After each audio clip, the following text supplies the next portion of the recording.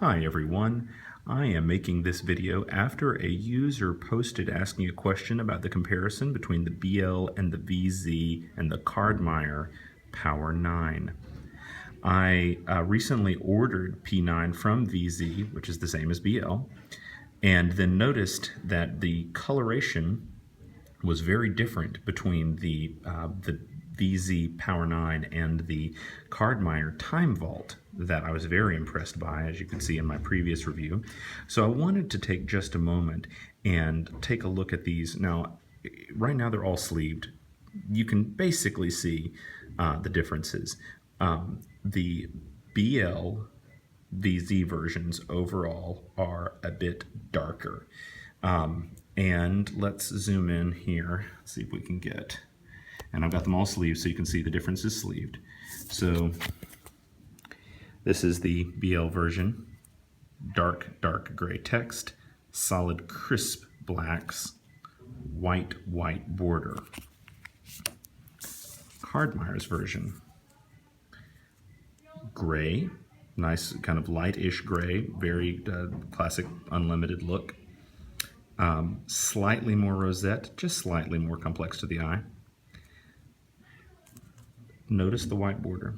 That is the one place that Cardmeyer really, you can really tell the difference in these white border cards, is that you can barely see it in this video, but there's a tiny rosette pattern that prints all the way to the edge, as opposed to BL that does not. So the one thing that I would say is that overall, as everyone has said, the feel of the Cardmeyer cards, the look of the back is much stronger. Now, there are some things, of course, that plague Cardmeyer that we'll talk about in just a second. So I wanted to look at the artifacts first. Let's take a quick close look at the P9, or the Power Sorceries, the blue power. So here is the Black Lotus Time Twister, BL, VZ Time Twister. Again, notice dark printing, that slight greenish tint that a lot of the Chinese cards kind of suffer from, versus the blue and the Cardmeyer, which is exquisitely blue, very strong, looks very much closer to the original. Let's look at Ancestral Recall, because this is an even better example. So here's the BL VZ Ancestral and the Cardmeyer Ancestral. And I pulled up a couple of examples that this doesn't really work the way I want it to, but some on-screen examples of what Ancestral looks like. And then so that's one scan from SCG. Here's another. So versus Cardmeyer versus BLVZ. Now, this is not that noticeable. The overall feel and construction of the card is pretty good, and I imagine that coloration will be better in the next one. The white behind the gray is very strong and very consistent. The one big thing, though, that this would be a tell for anyone in the hand who had a comparison card. So if you were in a vintage environment where lots of people have Moxen and Power lying around, let's take a look at this.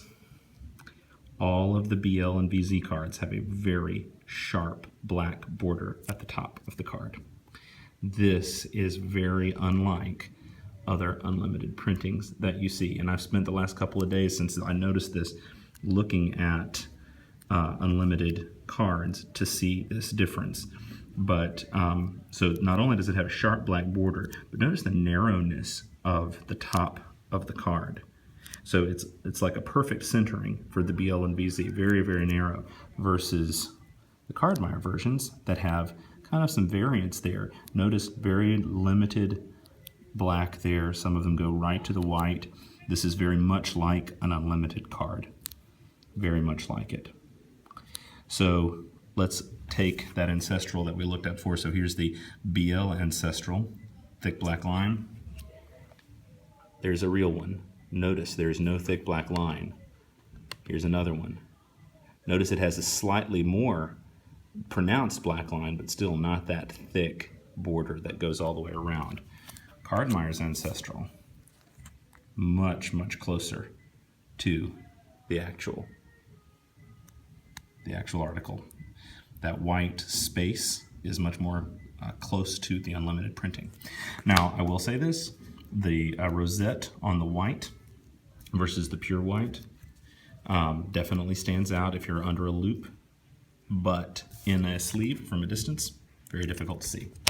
The other thing that people often complain about with Cardmire is the fuzz. Let's take a look at some of this wiggly fuzz. Let's use Ancestral as a reasonable place to start. Let's see if I can get it to focus. Notice the fuzziness of the box. Text is not so fuzzy, but the fuzziness of the lines is a place that Cardmire frequently gets criticized. There's just a little bit of errant fuzz there, as opposed to a BL card where that just isn't in evidence. There is some small amount that would be more consistent with the original printing, but the black is sharp and bold. But then I got to thinking, what does an original Unlimited card look like in terms of that fuzziness? Time Twister is even more pronounced here because we have a bigger set of text, so your eye is drawn to the text box a little bit more. But what happens if we take it and compare it to an original Unlimited card? The only other Unlimited card that I had on hand was this Island, because I like white bordered lands, but I like the Unlimited. But take a look at this. This is an original WOTC printing. Look how fuzzy that is. I'd never thought to look at it before, but look how much grain there is around the blue box. And this is, again, original Unlimited. I wish I had a flashlight so I could prove it to you. But look at those lines. That's crazy. That's much more like the original Unlimited. So I'm going to hold up the two together so you can see the boxes side by side, if I can. So there's an Island.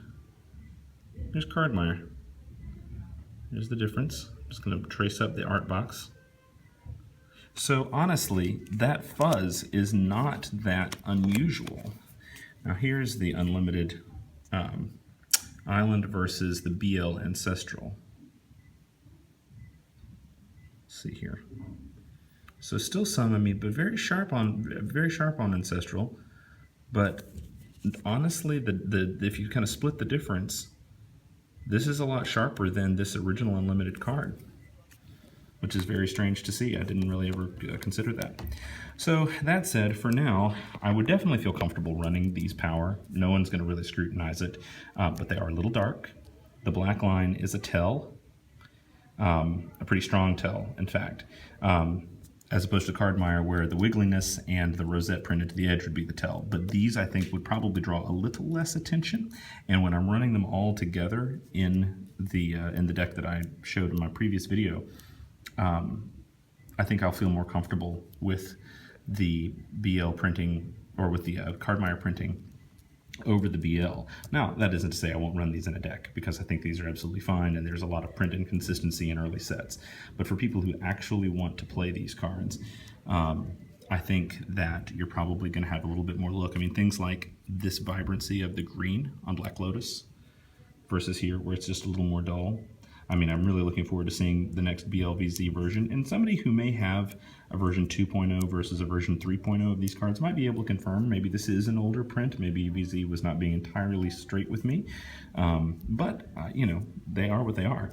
They're still very, very strong copies. It's just that for actual vibrancy and originality, closeness to the original print, this Cardmire is pretty strong on these older cards, guys. I've even said it before, that Chaos Orb that I got, pretty magical looking. So for now, that's my review, and I hope this helps.